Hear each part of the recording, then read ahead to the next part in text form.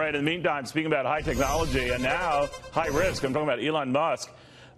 Is he still worth betting on with all his troubles? This New York Times interview where they really get into a guy who is admitting that it's been a pressure city this past year, one of his worst years ever. Then there's the whole Ambien thing and whether he's got his act together, has got serious problems, whether he should even be running the company, whether he should be at the company. To United Capital CEO Joe Duran. Joe, the stock is getting pummeled, and I'm wondering where this all goes. What do you think?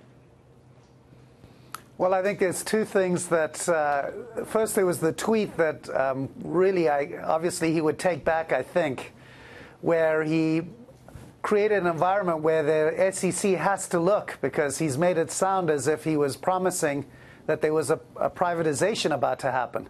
A lot of people got hurt in that transaction. The second thing, and probably more concerning, and why the stock is down so much, is the question of whether he has good enough people around him.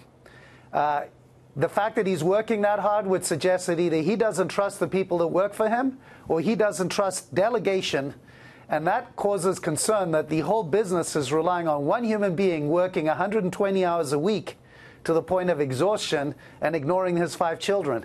And again, it's clearly wearing on him. The thread of the interview was one of, I thought the reporters did a very good job of capturing. Absolutely. It was not a judgmental. You know, they were very empathetic in their writing, but all I thought was, as a CEO and founder of a company, that says that he doesn't trust his people. And if I'm an investor in the company and the founder doesn't trust his people, there's a problem. And the board has a responsibility. Even his brother, who's on the board, as a concerned brother, should be saying, you need to be happy because you are brilliant. You need to be but you happy. have to have people that you can trust. Yeah.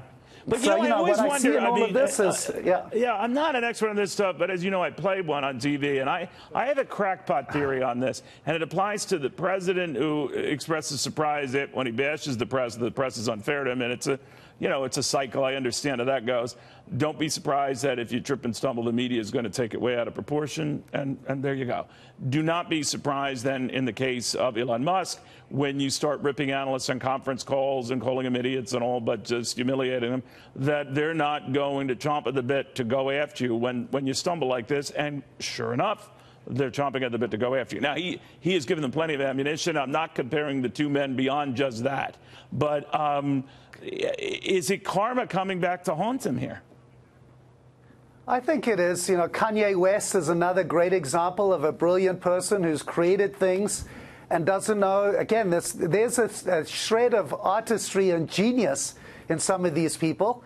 And again, the question, though, as the CEO of a company is, are the people around you good enough? And are you doing what's best for the company? Or are you blurring the lines between yourself and the responsibilities you have as the CEO of a company? I face this every day. You know, what I want to do might not be what is best for the firm. But think about that. Think about what you're saying there. Now, I think he is a genius. He's the Thomas Edison of our times. You know, I don't own any Tesla stock. I'm not here. I don't own a car and that. But he's a genius. And some geniuses we know, and I've covered them through the years. I've had the pleasure of talking to Steve Jobs when he was alive many, many times, and Bill Gates in the early days of Microsoft, and Paul Allen in the early days of Microsoft. But you know, they're not wired like a lot of people. They're just very, very different. Now, some can call him erratic, and moody, irascible, all of the above. But he is very much synonymous with Tesla to me. So if he is somehow kicked out or pushed out, can Tesla itself still be a draw? What do you think? No. For the same reason, the difference between the people you've outlined and Jeff Bezos is they had really strong number twos and really good people around them. Good point. And so there was a succession plan. It was institutionalized genius.